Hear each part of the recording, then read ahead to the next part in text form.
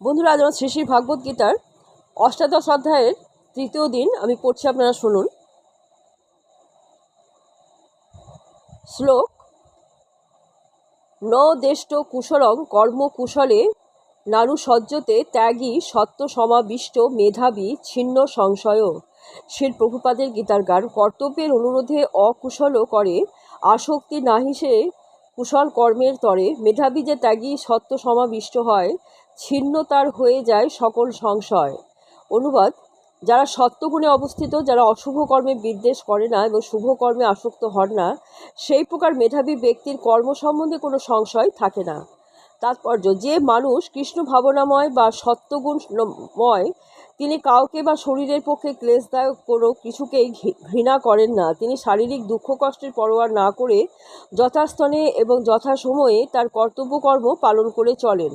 অপ্রাকৃত স্তরে অধিষ্ঠিত এই সমস্ত মানুষদেরই সবচেয়ে বুদ্ধিমান বলে জানতে হবে এবং তাদের কার্যকলাপ সর্বপ্রকারেই সন্দেহাতীত বলে মানা উচিত।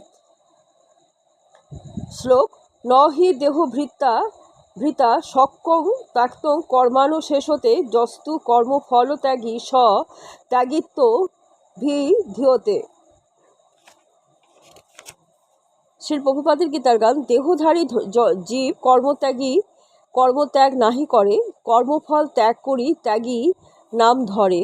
অনুবাদ: দেহধারী জীবের সমস্ত কর্ম পরিত্যাগ সম্ভব নয়, তাই যিনি সমস্ত কর্মের ফল পরিত্যাগ করেন তিনি বাস্তব ত্যাগী। তাৎপর্য: ভগবদ্গীতায় বলা হয়েছে যে কেউ কখনো কর্তব্যকর্ম ত্যাগ করতে পারে না, তাই কর্মফল ভোগের আশা না করে যিনি শ্রীকৃষ্ণের জন্য কর্তব্যকর্ম করেন, যিনি সব কিছুই শ্রীকৃষ্ণকে অর্পণ করেন, তিনিই হচ্ছেন প্রকৃত ত্যাগী। আন্তর্জাতিক কৃষ্ণ ভাবনামৃতের সঙ্গে বহু সভ্য আছেন যারা অফিসে, কলকারখানায় অথবা অন্য জায়গায় খুব কঠোর পরিশ্রম করে কর্তব্যকর্ম করছেন এবং তাঁরা যা রোজগার করছেন তার সবই সংঘকে দান করছেন। এই সমস্ত মহাত্মারাই যথার্থ সন্ন্যাসী, এরাই যথার্থ ত্যাগের জীবনযাপন করছেন। এখানে স্পষ্টভাবে দেখানো হয়েছে কিভাবে কর্মফল ত্যাগ করতে হয় এবং কী উদ্দেশ্য নিয়ে সেই কর্মফল ত্যাগ করা উচিত। শ্লোক: অনিষ্টমিষ্টং মিশ্রং চ ত্রিবিধং কর্মলং ফলম ভবত্ব ত্যাগিনাং প্রেত্য ন তু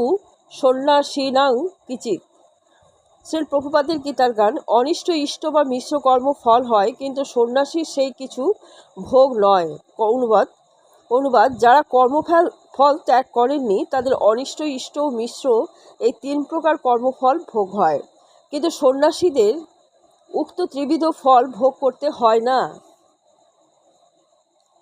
তাৎপর্য: শ্রীকৃষ্ণের সঙ্গে তার সম্পর্কের কথা অবগত হয়ে যে মানুষ কৃষ্ণ ভাবনাময় হয়েছেন তিনি সর্বদাই মুক্ত, তাই তাকে মৃত্যুর পরে তার কর্মফল স্বরূপ সুখ বা দুঃখ কিছুই ভোগ করতে হয় না। শ্লোক: পঞ্চৈতানি মহাবাহ কারণানি নিবোধ মে সাংখ্য কৃতান্তে প্রোক্তানি সিদ্ধয়ে সর্বকর্মনাম।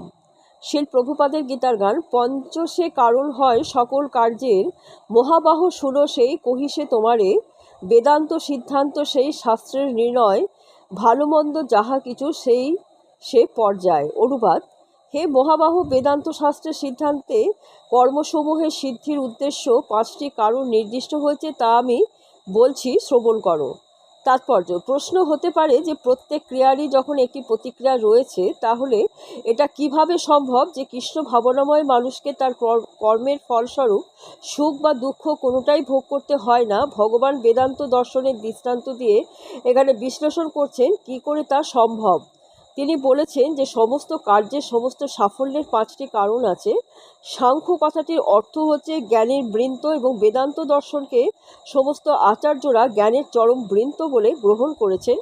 এমনকি শঙ্করাচার্য পর্যন্ত বেদান্ত সূত্রকে এইভাবে স্বীকার করেছেন। তাই এই সমস্ত শাস্ত্রের গুরুত্ব এবং প্রামাণিকতা যথাযথভাবে বিবেচনা করা উচিত। সব কিছু চূড়ান্ত নিয়ন্ত্রণ বা নিষ্পত্তি হচ্ছে পরমাত্মার ইচ্ছা। সে সম্বন্ধে ভগবদ্গীতায় বলা হয়েছে, সর্বস্ব চাহং হৃদি সন্নিবিষ্ট।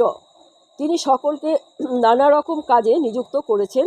অন্তর্যামী রূপে তিনি যে নির্দেশ দেন, সেই নির্দেশ অনুসারে কর্তব্যকর্ম করলে এই জন্মে বা পরজন্মে কোনো কর্মফল উৎপাদন করে না।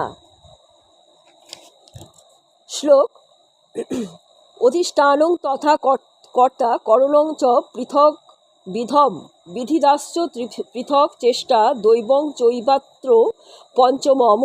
শিল প্রভুপাদের গীতার গান। অধিষ্ঠান কর্তা আর করণ পৃথক, বিবিধ সে চেষ্টা দৈব এ পঞ্চশীর্ষক। বন্ধুরা, আজকে এই পর্যন্ত। আগামীকাল আপনাদের আবার পড়ে শোনাবো।